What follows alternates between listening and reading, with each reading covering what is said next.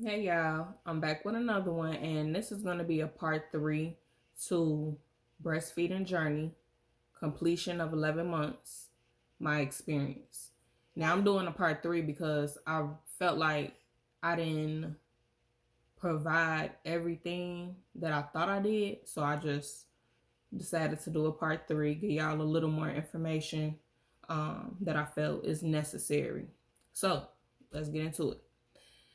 Now, when breastfeeding, if you do decide to breastfeed, it can reduce the chances of breast cancer, ovarian cancer, high blood pressure, type 2 diabetes, and osteoporosis, which is when the bones become brittle due to loss of tissue because of hormonal changes, or it could be because lack of vitamin D or calcium. So you can reduce those chances of getting those diseases. Baby, what you talking about? What you talking about? Sorry, y'all. Okay. Um, you don't get a period, so after your 6 weeks, baby, you don't get a period.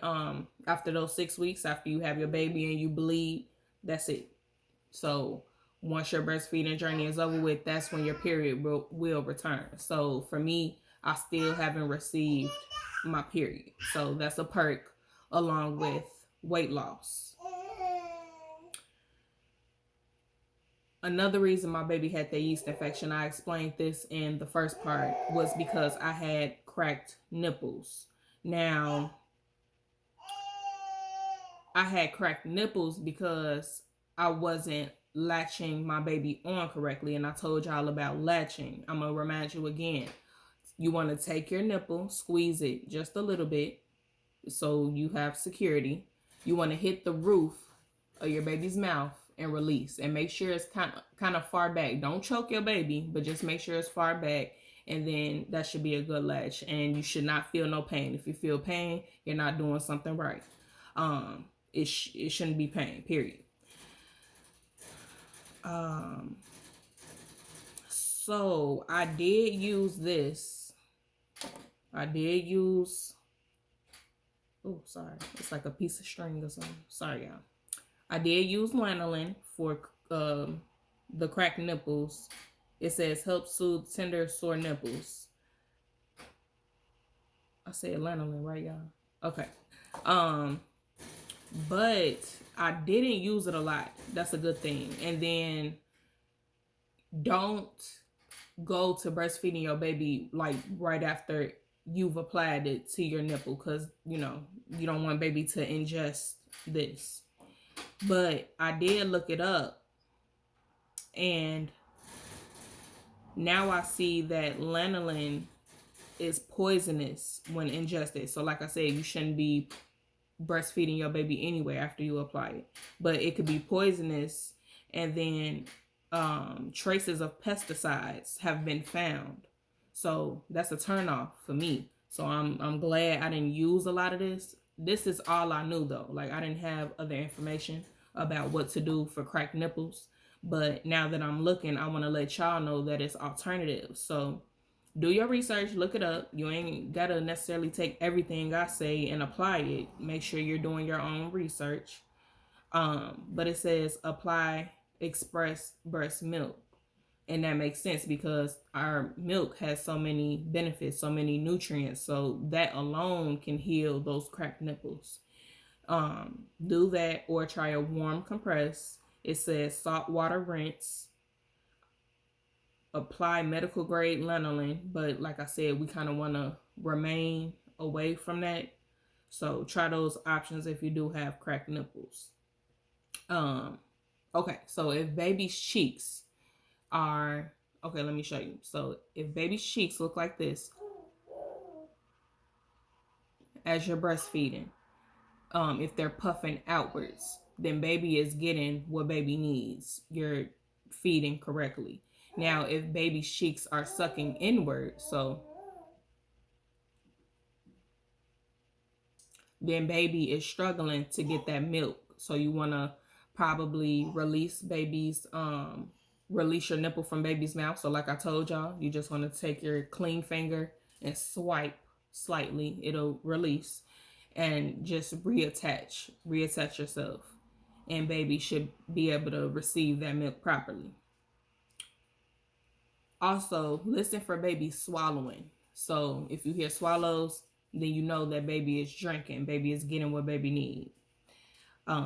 Babies don't always nurse because baby is hungry. Baby will nurse for comfort.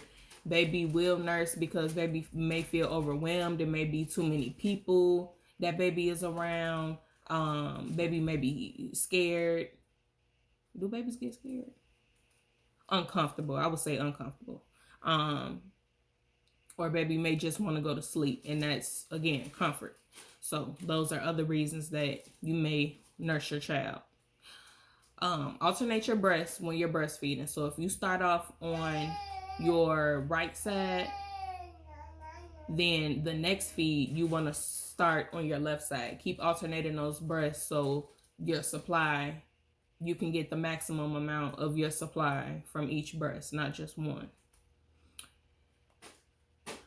Okay, next thing is look baby in the eyes when you're nursing, because that is your bonding time. So now, because my baby is a little older, she's like a few days short of 11 months, we look at each other and now we like make little noises just playing with each other, and we laugh at one another. So that's our bonding. Baby, what you talking about, mama? Okay, next. So different things I was reading online, it said that there's no correlation between breastfeeding and intelligence, but my cousin was telling me, because I believe, if I'm not mistaken, she breastfed all her kids. She got 5 or maybe 4 out of the 5. I'm not sure, but she breastfed her children, and she said that it does make them more intelligent. Bless you, baby. Now, I'm not saying that the formula-fed babies are not going to be as smart or anything like that. I'm just saying that it's a benefit. Now, it also could be that the baby's genes, that the parents are just very intelligent, so that's what the baby is going to come out as, or due to the fact that, well, if y'all believe this, due to the fact that the baby soul has been here multiple times, then that would just be the reason why baby is so intelligent. But personally, my baby is very smart. She gives grown woman vibes, if you ask me, but that's just how I look at her. So as for wet diapers, just make sure either you're asking your pediatrician how many wet diapers your baby should have, depending on age, or just look it up online. If baby isn't getting enough, not getting enough, but if baby doesn't have, I don't want to say a lot of wet diapers, but that estimate of wet diapers she's supposed to have or he's supposed to have, then baby isn't receiving the proper amount of milk. So you may need to change something. So overall, the most important things, y'all, I can't emphasize this enough, is latching, the colostrum, pumping during the transitional milk stage, and eating right. Do not give up, y'all. Like I said, at least try it. At least try it for a week. Try breastfeeding. I'm not going to knock you if you choose not to. You know, it's your preference. But I will go hard for breastfeeding. I've done it. I wanted to give up so many times, and I explained that in part 1 or 2. But I ain't going to go back into that. But please don't give up, y'all. At least try it. But if you do give up, it's okay. At least you know you tried. But that's not what we pushing for. And I believe that is all I have for y'all. And like I always say, God is waiting on you. You're the only one playing. Make sure if you have any questions, leave you a comment. I'm going to leave where you can reach me at in the description. And y'all have a good day. Love.